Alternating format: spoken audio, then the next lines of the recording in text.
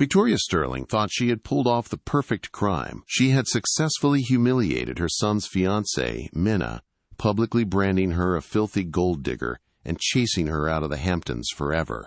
Victoria raised her champagne glass, convinced the trash had been taken out. But she made one fatal miscalculation. She judged a book by its cover. Because 3 weeks later, when the Sterling family business was being hostilely acquired by a mysterious conglomerate, the CEO walked into the boardroom. It wasn't a stranger. It was Minna. And she wasn't there to get married. She was there to foreclose. This is the story of the most brutal instant karma in New York history. The story begins in the bustling, chaotic streets of Manhattan. But not on Fifth Avenue or the Upper East Side. We start in a small, dusty, antique bookstore in the East Village. This was Minna Vance's sanctuary. To the outside world, Minna was a quiet, unassuming woman of 26. She wore oversized thrift store sweaters, messy buns, and no makeup. She drove a beaten-up 2014 Honda Civic that rattled when it hit 60 miles per hour. If you passed her on the street, you wouldn't look twice. And that was exactly how Minna liked it. What nobody knew, not even the man she was about to fall in love with, was that Vance wasn't just a last name. It was a legacy. Minna was the sole heiress to the Vance mining and tech fortune, a private portfolio worth roughly $4.2 billion. But after watching her parents get used and manipulated by fake friends for years before their tragic deaths in a plane crash, Minna had developed a deep-seated trauma regarding her wealth. She wanted to be loved for her, not her net worth, so she lived a double life. Enter Liam Sterling. Liam was the golden boy of the New York social scene. At 28, he was the heir apparent to Sterling Real Estate, a company his mother, Victoria Sterling, ran with an iron fist. Liam was handsome, charming, but suffocated. He met Minna by accident when he ducked into her bookstore to escape a sudden downpour, and the paparazzi chasing him. "Do you have anything that isn't loud?" he asked, shaking off his $5,000 trench coat. Minna looked up from her book, unimpressed. "The library is 3 blocks down if you want quiet. This is a business." Liam was stunned. No one spoke to him like that. He was used to women fawning over the Sterling name. But Minna didn't seem to care who he was. They talked for 3 hours that day. Not about money, or galas, or who was wearing whom. They talked about philosophy, old jazz records, and the smell of old paper. For 6 months they dated in Minna's world. Liam traded caviar for street tacos. He traded the Hamptons for movie nights in Minna's tiny, rented studio apartment in Queens. He told her he was in management at a real estate firm, downplaying his wealth because he didn't want to scare her off. He thought he was protecting her from his reality. He had no idea she was protecting him from hers. The relationship was pure. It was real. Liam fell hard because Minna didn't ask for a dime. She insisted on splitting the bill at diners. She bought him thoughtful, inexpensive gifts, a vintage compass, a first edition of his favorite book. "I think she's the one," Liam told his best friend Marcus over drinks at the St. Regis. Marcus raised an eyebrow. "Does she know you're a Sterling? Does she know your mother is Victoria Sterling, the woman who eats interns for breakfast?" "No," Liam said, a shadow crossing his face. "And I'm terrified of what happens when they meet." He had every reason to be terrified. Victoria Sterling wasn't just a mother, she was a gatekeeper. She viewed her son not as a person, but as an asset to be merged with another high-value asset. She had been trying to set Liam up with Sophia Kensington, the daughter of a crude oil tycoon, for years. When Liam finally proposed to Minna with a modest ring he bought with his own savings, not the family trust, Minna said yes immediately. She didn't care about the ring size. She loved him. "There's just one thing," Liam said, his voice trembling slightly. "You have to meet my parents. Ideally, this weekend. It's my mother's birthday gala at the estate." Minna hesitated. She knew the type. High society was the world she ran away from. But for Liam, she would walk into the fire. Okay, Minna smiled, adjusting her glasses. How bad can it be? She was about to find out. The Sterling estate in Greenwich, Connecticut looked less like a home and more like a fortress built to keep humanity out. Iron gates, manicured hedges that looked like they were cut with lasers, and a driveway filled with Bentleys and Ferraris. Minna arrived in her Honda Civic. The valet looked at the car with open disdain, hesitating to even touch the door handle. "It's okay," Minna said, handing him the keys. "It's scratched already. You can't hurt it." Liam met her at the door, looking nervous. He was wearing a tuxedo. Minna had dressed up, but in her own way. She wore a simple, elegant navy blue dress. It was unbranded, vintage, and cost her maybe $40 at a consignment shop. She looked beautiful, but among the women dripping in Cartier and wearing seasonal Gucci, she looked like the help. "Just be yourself," Liam whispered, squeezing her hand. "That's who I fell in love with." They walked into the grand ballroom. The air smelled of expensive perfume and judgment. The music stopped for a split second as heads turned. Liam Sterling had brought a guest. "Liam!" A shrill, polished voice cut through the crowd. Victoria Sterling approached them like a shark circling a seal. She was in her late 50s but looked 30, thanks to the best plastic surgeons in Zurich. She wore a diamond necklace that cost more than the GDP of a small island nation. "Mother," Liam said, stiffening, "I'd like you to meet Minna, my fiancé." The word fiancé hung in the air like a bad smell. Victoria didn't extend her hand. Instead, she performed the scan. Her eyes started at Minna's scuffed heels, moved up the simple fabric of her dress, noted the lack of jewelry, and finally rested on Minna's face. "Minna," Victoria said, her voice dripping with fake sweetness. "How quaint! And where did you say you were from, dear?" "I live in Queens, Mrs. Sterling," Minna replied politely, extending her hand. Victoria ignored the hand. "Queens, I see. And your parents? Are they in attendance? Perhaps they know the Kensingtons?" "My parents passed away some years ago," Minna said quietly. "Oh, how tragic," Victoria said, clearly not finding it tragic at all. "And what do? I assume you're not in finance, judging by the—" She gestured vaguely at Minna's entire existence. "I work in a bookstore," Minna said, her chin held high. The laughter from the nearby guests was subtle, but it was there. A collective snicker. "A bookstore?" Victoria repeated, loud enough for the table to hear. "Liam, darling, you always did have a charitable heart, picking up strays." Minna felt the heat rise in her cheeks.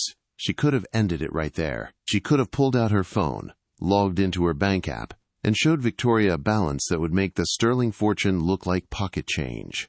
She could have mentioned that the bookstore was a hobby, and that she actually owned the building the bookstore was in, and the 3 blocks surrounding it. But she didn't. She wanted to see if Liam would defend her. "Mother, stop," Liam said, his voice low. "Minna is intelligent, kind, and the woman I love. Treat her with respect." Victoria's eyes narrowed. She realized this wasn't just a fling. This was a threat. Dinner was a nightmare. Victoria had seated Minna not next to Liam, but at the far end of the table, between a deaf oil baron and Sophia Kensington, the girl Victoria wanted Liam to marry. Sophia, a stunning woman who lacked a personality, spent the entire soup course making backhanded compliments. "It's so brave of you to wear polyester," Sophia whispered to Minna. "I'm allergic to synthetic fabrics. My skin just knows when something is cheap." Minna smiled tightly. "It's actually vintage silk, but I suppose it takes a trained eye to know the difference between quality and a label." Sophia choked on her wine. From the head of the table, Victoria watched. She wasn't just being mean, she was calculating. After dinner, she cornered Liam in the library. "She's a gold digger, Liam. It's written all over her," Victoria hissed. She sees the Sterling name and sees a meal ticket. "A girl from Queens working in a bookstore? She's hunting." "You don't know her," Liam argued. "She didn't even know I was rich until yesterday." "Oh, please. They always know. She Googled you the moment you walked into that shop." "I'm telling you, Liam, if you proceed with this, I will cut you off. No inheritance, no company, nothing." Liam paled. But for the first time in his life, he stood his ground. Fine, keep the money. I'm choosing Minna. He stormed out. Victoria watched him go, swirling her cognac. She wasn't defeated. She was just getting started. If threats wouldn't work, she needed to destroy Minna's character. She needed to prove to Liam that his innocent girl was a liar and a thief. Victoria picked up her phone and dialed a private investigator she kept on retainer. "Get me dirt on Minna Vance," she commanded. "I don't care what it costs. If she has a parking ticket, I want to know. If she has an ex-boyfriend, find him and pay him. I want her destroyed by the engagement party." The war had begun, but Victoria Sterling had made a critical error in her reconnaissance. When the private investigator would later run the name Minna Vance, he would find nothing. Her financial records were sealed under high-level corporate trusts. Her property ownership was hidden behind LLCs. To the investigator, it would look like she had no money. To a smart person, it would look like she had too much money to be found. Unfortunately for the Sterlings, they weren't smart. They were just arrogant. 3 weeks later, the engagement party was held at the Sterlings' Manhattan penthouse overlooking Central Park. It was a black tie affair, and the tension was palpable. Victoria Sterling had been busy. Since her private investigator had come up empty-handed regarding Minna's past, a fact that frustrated Victoria to no end, she decided to take matters into her own hands. If she couldn't find dirt, she would manufacture it. She enlisted the help of Sophia Kensington. Sophia was bitter. In her mind, Liam belonged to her. He was a Sterling. She was a Kensington. It was a merger of dynasties, not a romance. To see him fawning over a girl who drove a Honda was an insult to her pedigree. "Just do exactly as I said," Victoria whispered to Sophia near the champagne tower. "Wait until the toast." Minna stood by the balcony, feeling out of place. She wore a dress she had actually bought new this time, a soft cream-colored gown. It was tasteful, but compared to the diamonds dripping off the other women, she looked simple. Liam was by her side, but he was constantly being pulled away by business associates his mother thrust at him. "Minna, darling," Victoria's voice cut through the noise. She approached with a smile that didn't reach her eyes. "I'm so glad you could make it. I wanted to apologize for the other night in Greenwich. I was protective. I hope you can forgive a mother's worry." Minna was wary, but she nodded. "I understand, Mrs. Sterling. I just want Liam to be happy." "Of course," Victoria beamed. "Actually, I have a peace offering. I have a vintage emerald brooch that belonged to Liam's grandmother. I'd love for you to wear it tonight. It would symbolize your acceptance into the family. It's in my vanity upstairs. Sophia can show you the way." It seemed like a genuine gesture. Minna followed Sophia up the marble staircase to the master bedroom. Sophia pointed to a jewelry box on the vanity. "It's right there," Sophia said, checking her phone nervously. "I have to run back down. Liam is looking for me." Minna opened the box. It was empty. Confused, she turned around, but Sophia was already gone. Minna shrugged, thinking maybe she misunderstood, and went back downstairs to find Liam. 10 minutes later, the music stopped. Victoria tapped a spoon against her glass. "Attention, everyone. I want to make a toast to my son and his new fiancée. But first," she paused, patting her chest with a look of panic. "Oh my God." The room went silent. "My emerald brooch," Victoria gasped. "I took it off in the bedroom just moments ago to show Sophia. It's gone." Whispers rippled through the crowd. "The emerald brooch? That's worth $500,000, someone muttered. Victoria's eyes locked onto Minna. "Minna, dear, you were the only one upstairs." Minna froze. "I went upstairs, Mrs. Sterling, but the box was empty." "Empty?" Sophia stepped forward, her acting impeccable. "That's not true. I saw it there when I showed you the room. I left you alone with it." "I didn't take anything," Minna said, her voice steady, though her heart pounded. She saw the trap now. It was clumsy, brutal, and effective. "Well, then you won't mind if security checks your purse," Victoria said coldly. "Just to clear your name, of course." "Mother, stop this," Liam interjected, stepping in front of Minna. "This is insane. Minna is not a thief." "If she's not a thief, she has nothing to hide," Victoria snapped. She signaled to the head of security, a burly man named Graves.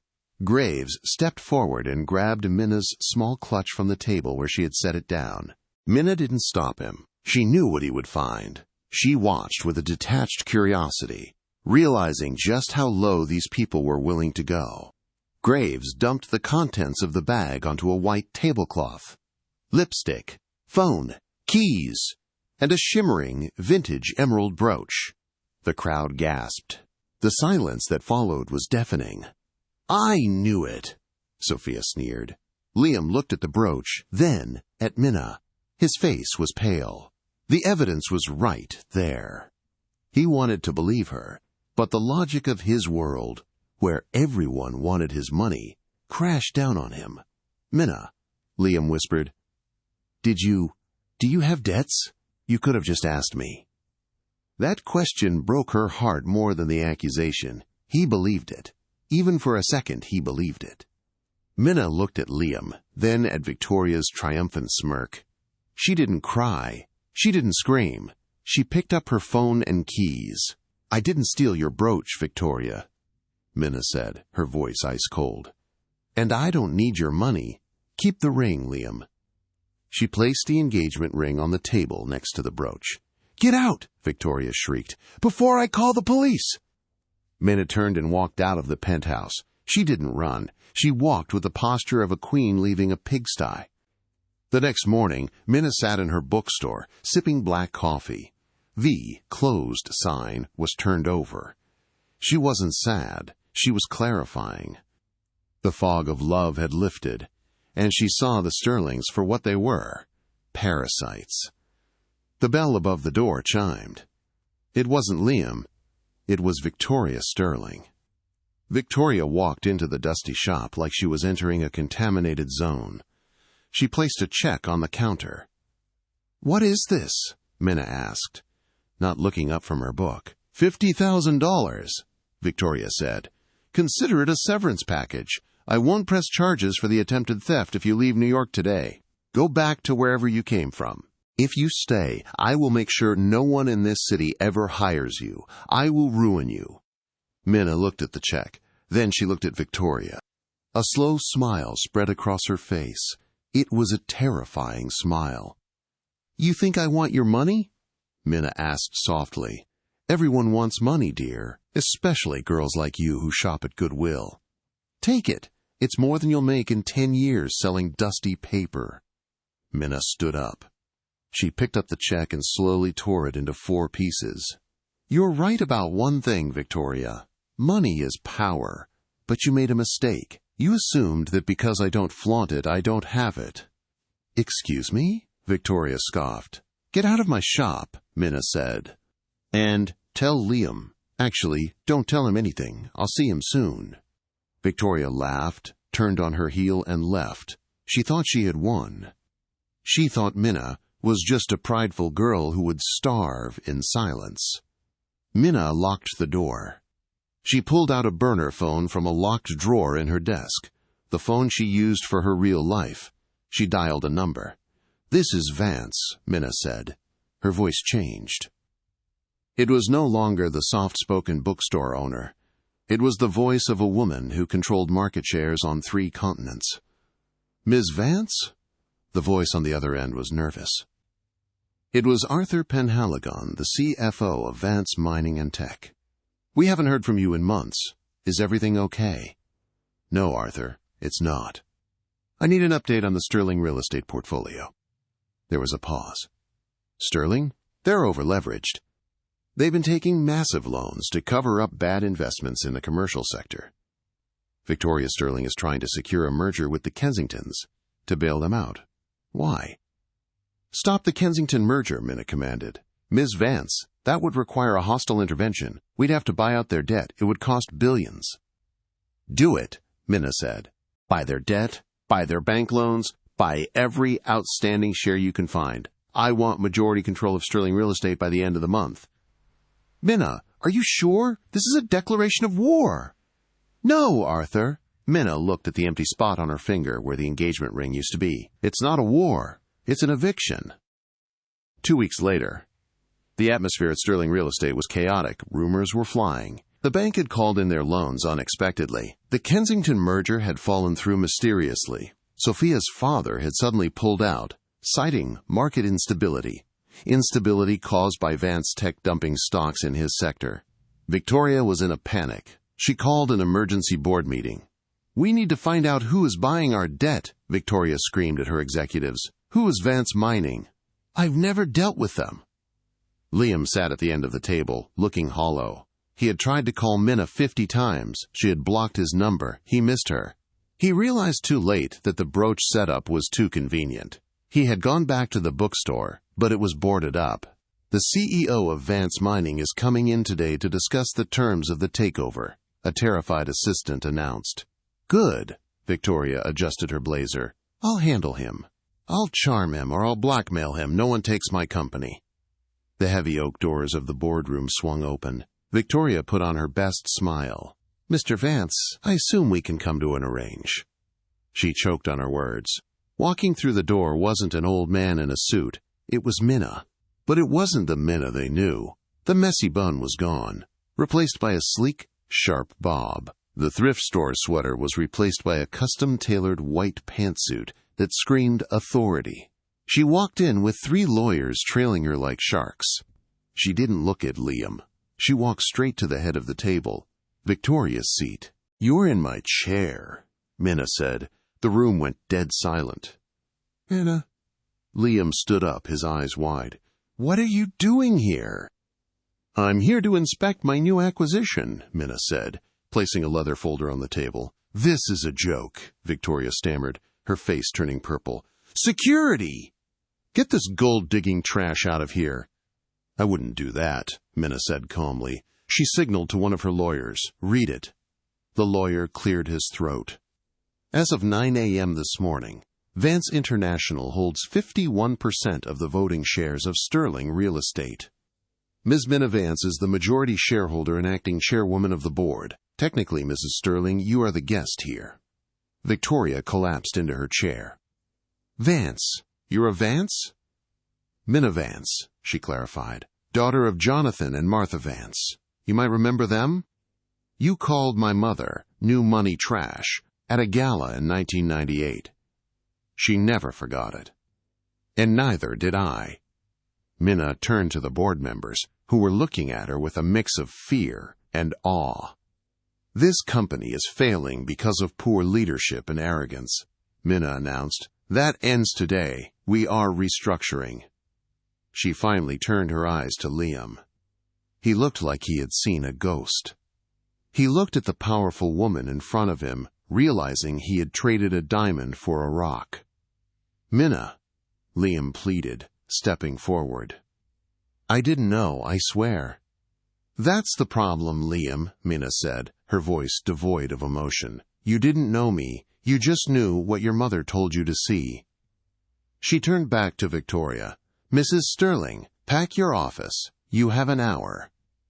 And check your pockets before you leave. We wouldn't want you stealing any company property."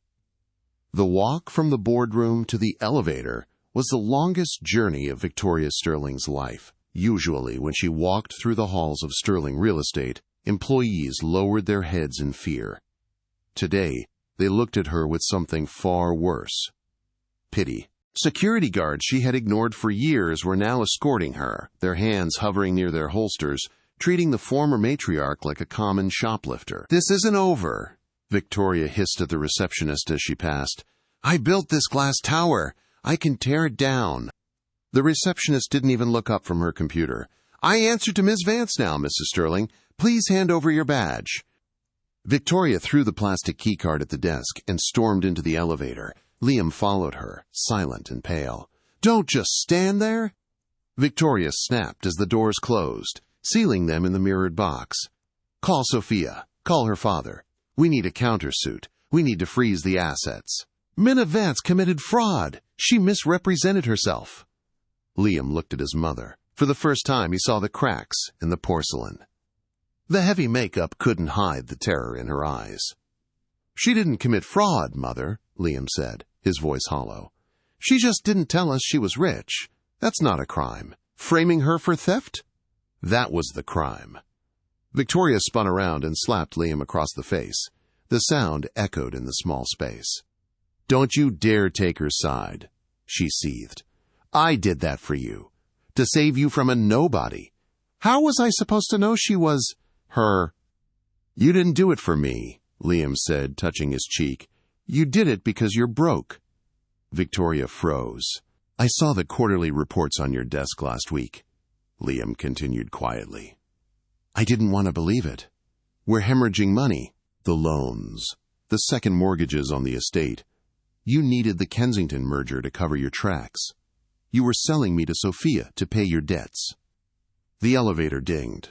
The lobby. Victoria straightened her jacket, her mask sliding back into place. "I did what was necessary to survive. Welcome to the real world, Liam. Now, are you coming to war with me, or are you going to crawl back to the woman who just stole your birthright?" Liam didn't answer. He walked out of the building, but he didn't follow his mother into the waiting town car. He turned left, disappearing into the crowded Manhattan streets.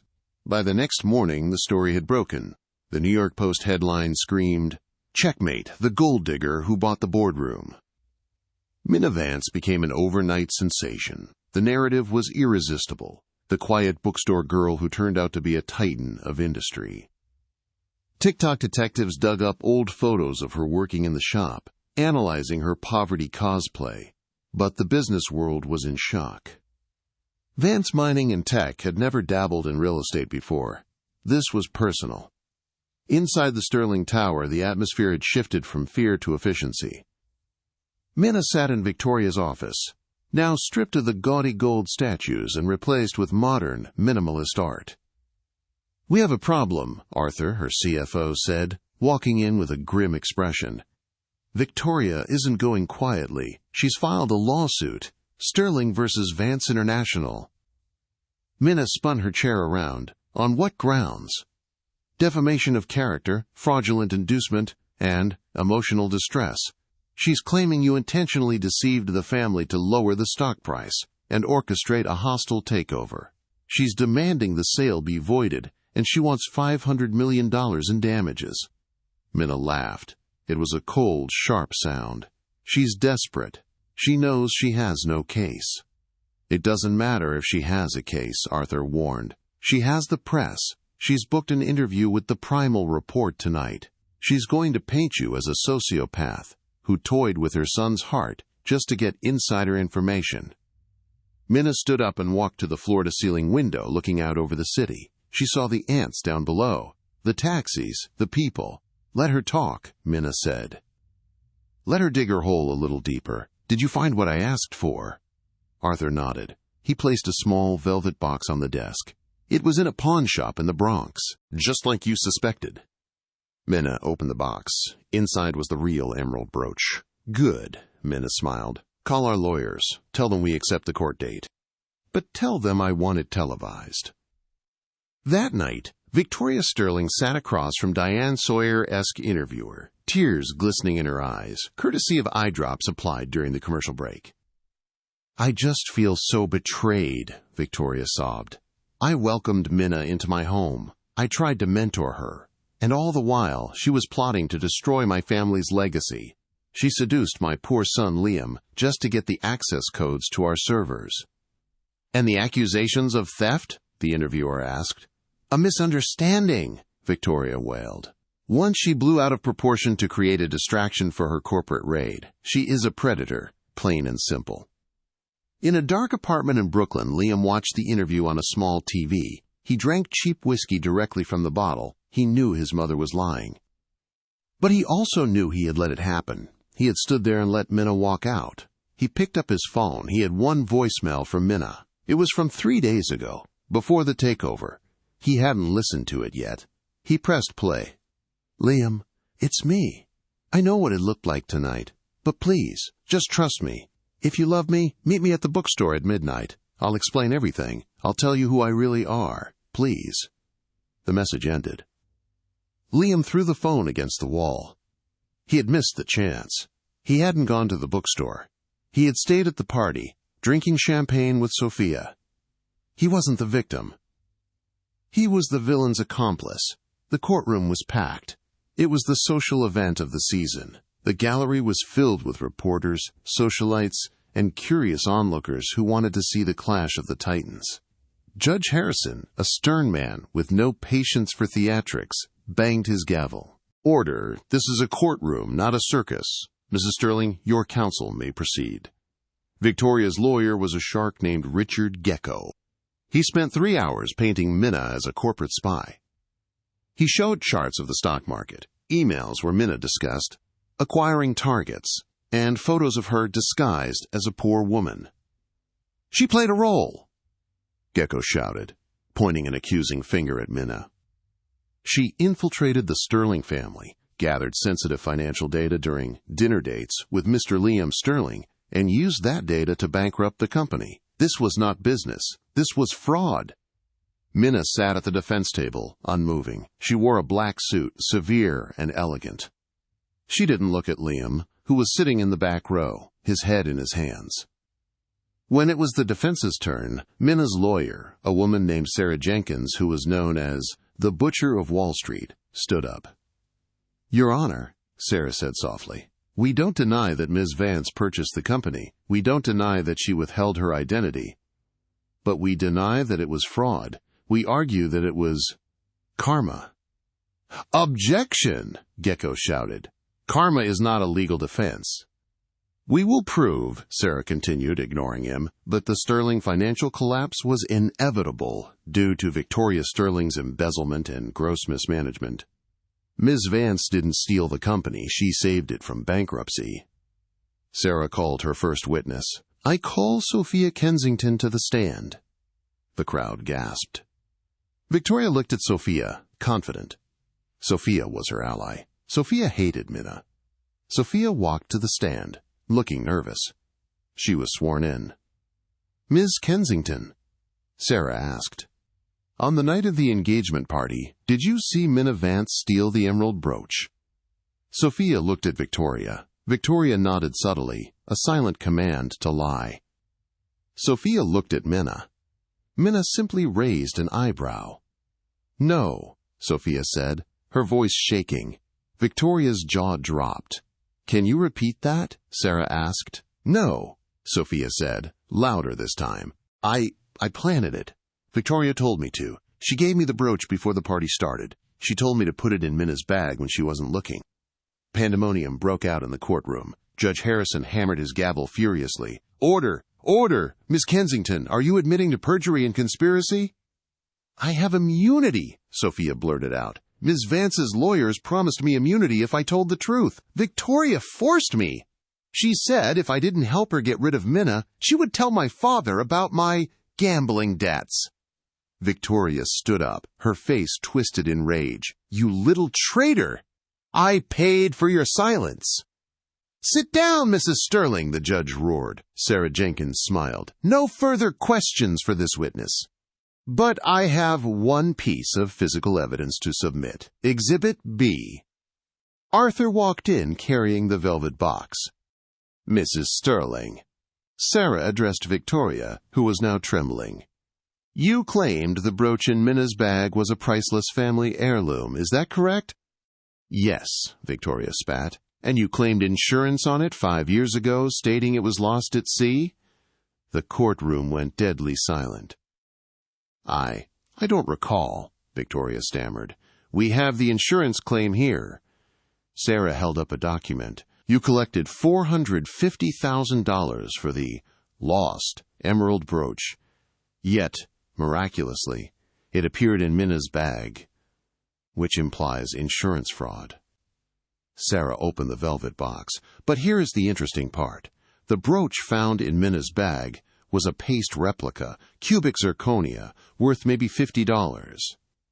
Sarah turned to the jury. "However, this," she held up the brooch from the velvet box, "is the real emerald brooch. Ms. Vance purchased it 3 days ago from a pawn shop in the Bronx. The records show it was pawned by Victoria Sterling in 2019. The gallery erupted.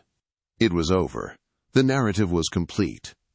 Victoria hadn't just framed Minna. She had exposed her own financial ruin. She had been selling off family heirlooms for years to keep up appearances, wearing fakes, and committing insurance fraud to pay the bills. The billionaire wasn't the gold digger, the aristocrat was. Victoria slumped in her chair, defeated. Her lawyer buried his face in his hands. Minna stood up. She looked at Victoria, then at the judge.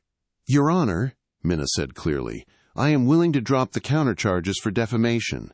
I don't want her money." "She doesn't have any." She turned to look at the weeping Victoria. "I just want her out of my building, by noon." The aftermath. The court ruled in favor of Vance International. The sterling reputation was incinerated. Victoria was facing criminal charges for insurance fraud. Minna walked out of the courthouse, surrounded by flashing cameras. She felt light. The weight of the last month was gone. "Ms. Vance! Ms. Vance! How does it feel to win?" a reporter shouted. "It feels like justice," Minna said.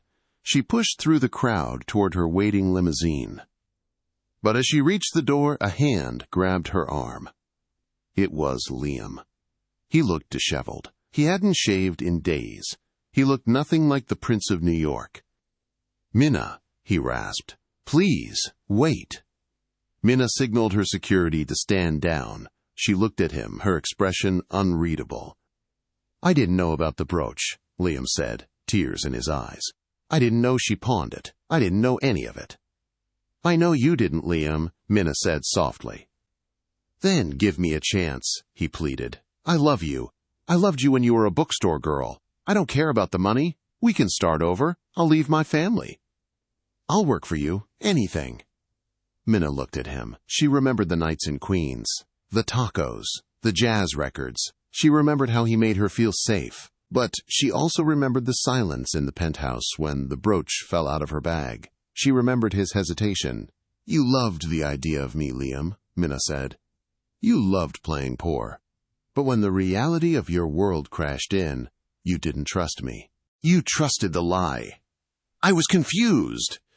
"Trust isn't about being confused," Minna said, opening the car door. "It's about knowing someone's soul. You didn't know mine." "Minna, don't go," Liam shouted as she got in. She rolled down the window one last time. "Goodbye, Liam. I hope you find yourself." "But you won't find me." The limousine pulled away, leaving Liam Sterling alone on the sidewalk, watching the love of his life and his fortune drive away into the city. 6 months is a lifetime in New York City. In that span, fortunes can be built, legends can crumble, and the city's skyline can shift just enough to make you feel like a stranger in your own home. For Minna Vance, the last 6 months had been a blur of boardrooms, lawyers, and endless signatures. The hostile takeover of Sterling real estate was complete. The once gaudy Sterling Tower on Fifth Avenue had been rebranded. The gold-plated letters spelling Sterling were gone, replaced by the understated, brushed steel logo of Vance & Partners. Inside the building, the culture of fear that Victoria Sterling had cultivated was gone, replaced by a ruthless efficiency. Minna had cleaned house. She fired the sycophants, the yes-men, and the executives who had spent more time planning galas than managing assets. She turned the company's focus away from building vanity projects for billionaires and toward high-density, affordable housing in the outer boroughs. The press called her the Robin Hood of real estate. The stock market simply called her a genius. But as Minna sat in the corner office on the 40th floor, the office that used to belong to Victoria, she didn't feel like a genius. She felt tired. The room was different now. Victoria's Baroque furniture, the leopard print rugs, and the terrifying oil paintings of herself were all gone. Minna had installed sleek, modern desks, floor-to-ceiling bookshelves, and soft lighting. It was quiet, peaceful, and incredibly lonely. Minna spun her chair around to look out at the gray, weeping city. It had been raining for 3 days straight. Somewhere in that concrete jungle, Victoria Sterling was sitting in a minimum security federal prison cell in Danbury. The courts had been merciless. The insurance fraud regarding the emerald brooch was just the tip of the iceberg. Investigators found decades of tax evasion and shell companies. Victoria wouldn't see a gala for at least 2 years. Justice had been served. The gold digger narrative was dead. Minna had won. So why did she still feel like she had lost something? A sharp knock on the glass door broke her trance. "Come in," Minna said, her voice professional and detached. Arthur Penhaligon, her CFO and oldest friend, walked in. He looked weary. The transition had been just as hard on him. He carried a single, thick manila folder, clutching it to his chest like a shield. "We need to sign off on the final dissolution of the Sterling Family Trust," Arthur said, taking a seat. "Once you sign this, the Sterling name is officially removed from the holding company. It's the last nail in the coffin." Minna reached for her pen. "Good. I'm ready to close this chapter." "There is one more thing, Minna," Arthur said. He didn't open the file. He just stared at her, his expression unreadable. "I have been debating whether or not to show you this for months. I didn't want to complicate the victory. But now that it's over, I think you have a right to know the truth about the day of the vote." Minna frowned, her hand hovering over the paper. "What truth?" "We acquired the debt. We had the leverage. We forced the board to vote Victoria out. It was a math problem, Arthur. We solved it." "It wasn't just math," Arthur corrected gently. "It was politics. And looking back at the numbers, the math actually didn't work." He opened the folder and slid a document across the mahogany desk. It was a shareholder proxy sheet, dated the morning of the hostile takeover, the day Minna had stormed into the boardroom. "We owned 15% of the company through the debt acquisition," Arthur explained, his voice low. "Victoria controlled 40% directly. The board was loyal to her out of fear. Even with the bank loans called in, we didn't have the voting power to remove her as chairwoman. We were short by 5%. Technically, Victoria should have won that day. She should have been able to kick you out of the building." Minna felt a cold chill run down her spine. "Then how did we win? The motion passed. She was removed." "We won because of this." Arthur tapped the paper. "At 8:45 a.m., 15 minutes before you walked into that room, a packet of proxy votes was delivered to the corporate secretary. Someone from inside the Sterling Family Trust, someone with a guaranteed inheritance and voting rights, signed over their entire stake to you. They voted against Victoria. They voted for Minna Vance." Minna looked down at the document.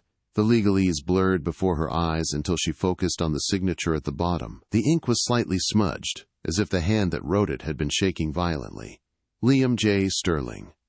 The world seemed to stop. The sound of the rain against the glass faded into a dull hum. Minna stared at the name. Liam.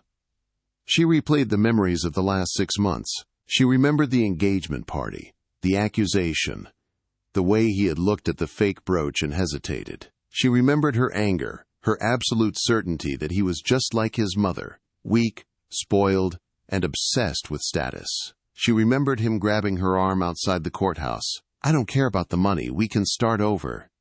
She had driven away. She had left him on the curb. He knew, Minna whispered, her voice trembling. He knew that by signing this he was bankrupting himself. "He did more than that," Arthur said softly. "By voting against the family trust, he triggered a forfeiture clause. He lost his trust fund.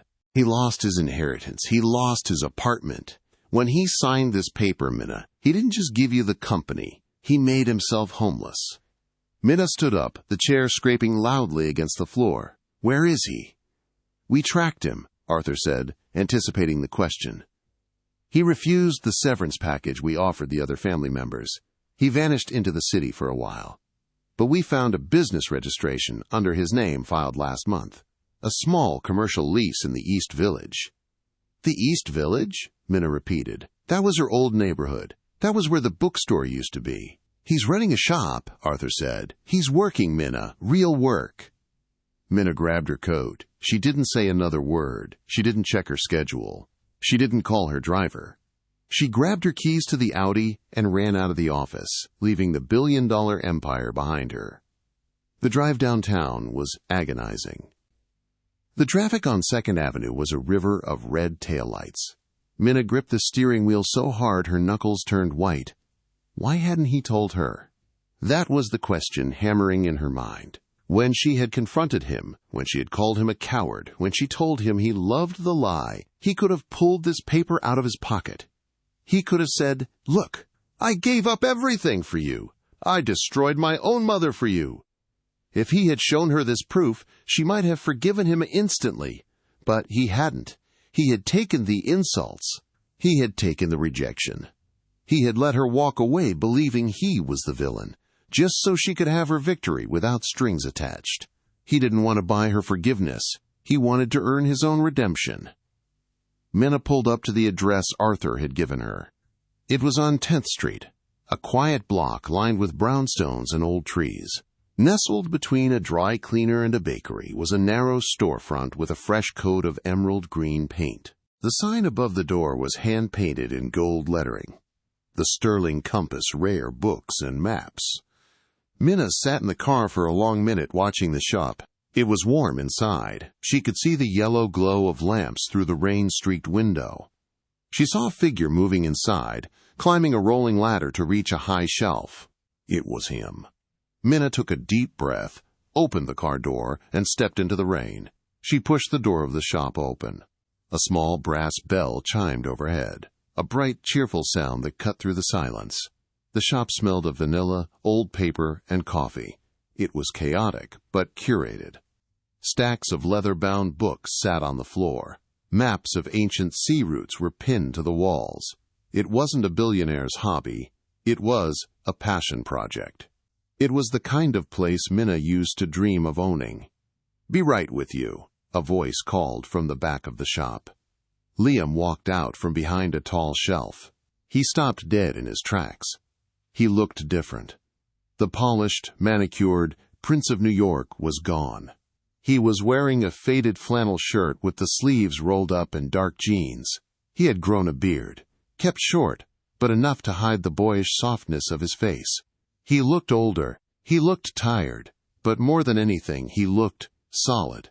He held a stack of books in his hands. Upon seeing her, his grip faltered, but he didn't drop them. He carefully placed the stack on a table, his movements slow and deliberate, as if he were afraid that making a sudden noise would cause her to vanish. "Minna," he said. His voice was raspy, unused to speaking to her. "Hello, Liam," she said, staying near the door. She felt suddenly overdressed in her tailored business suit and heels. Liam wiped his hands on his jeans. He looked at her, then at the rain falling behind her, then back at her face. I didn't expect to see you. Is everything okay? Is it the company?" "The company is fine," Minna said. She walked further into the shop, running her hand along the spine of a first-edition Dickens. "Arthur showed me the proxy vote, Liam." The air left the room. Liam looked down at his boots. A flush of embarrassment crept up his neck. "I told him to burn that," Liam muttered. "Why?" Minna asked, her voice cracking slightly. "Why would you hide it? You gave me the 5%. You gave me the company. You made yourself a pauper, and you never said a word." Liam looked up, meeting her eyes. The sadness in them was gone, replaced by a fierce, quiet resolve. "Because you were right," he said. "At the party, when the brooch was found, I hesitated. For 5 seconds I doubted you. I let my mother's poison get into my head. And those 5 seconds broke your heart." He took a step toward her, but stopped, keeping the counter between them. "If I had told you about the vote," Liam continued, "you would have thought I was doing it to make a deal. I give you the company, you take me back. That's a transaction. That's how Sterlings do business. But I didn't want to do business with you, Minna. I wanted to show you that I wasn't one of them anymore. I had to lose the money to find out who I was without it." Minna looked at him. She looked at the shop he had built with his own hands. She realized that he had done exactly what she had done years ago. He had stripped away the privilege to find the person underneath. "And who are you without it?" Minna asked softly. Liam smiled. It was a small, genuine smile. "I'm a guy who sells old books. I make just enough to pay the rent. I eat street tacos for dinner. And I sleep better than I ever did in the penthouse." Minna felt the wall around her heart crumble. It didn't explode. It just quietly turned to dust. She walked up to the counter. She placed her designer purse on the worn wood. "This place is beautiful, Liam. she said. But you have a problem. Liam blinked, confused by the sudden shift. I do. The organization, Minna said, gesturing to the shelves behind him. You've got the 19th century poets mixed in with the modern biographies. It's a disaster. No one will ever find anything. Liam let out a laugh, a sound of pure relief. I know. I'm still learning the system. I could use some help. I'm very expensive, Minna said, her eyes glistening with tears. My hourly rate has gone up significantly since I became a CEO. I can't afford you, Liam said, his voice soft. I'm broke, remember? Minna reached across the counter. She took his hand. His palm was rough, calloused from work. It felt real. I know, Minna whispered, but for the right client, I'm willing to negotiate. Liam squeezed her hand. He didn't pull her over the counter for a dramatic movie kiss. He just held her hand, anchoring her there. How about I pay you in coffee? Liam asked. And maybe dinner? There's a taco truck around the corner.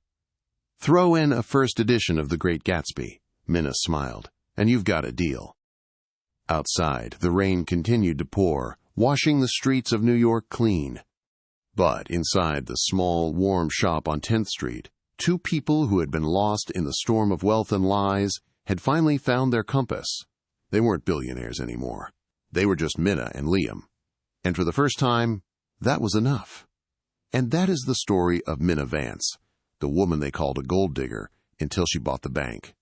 It serves as a brutal reminder to never judge a book by its cover, because you never know who is really holding the keys to the castle. Victoria Sterling learned the hard way that arrogance is the most expensive luxury of all. She lost her fortune, her freedom, and her son, all because she couldn't see past a price tag. And Liam? He proved that redemption is possible, but it requires sacrifice. He had to lose his inheritance to find his soul. What do you think? Did Minna let Liam off too easy? Should she have walked away forever? Or did he redeem himself by giving her the company?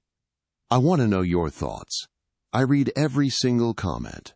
If you enjoyed this story of instant karma, betrayal, and billionaire revenge, please hit that like button. It really helps the channel grow. And don't forget to subscribe and turn on notifications so you never miss a story. Thanks for watching, and I'll see you in the next one.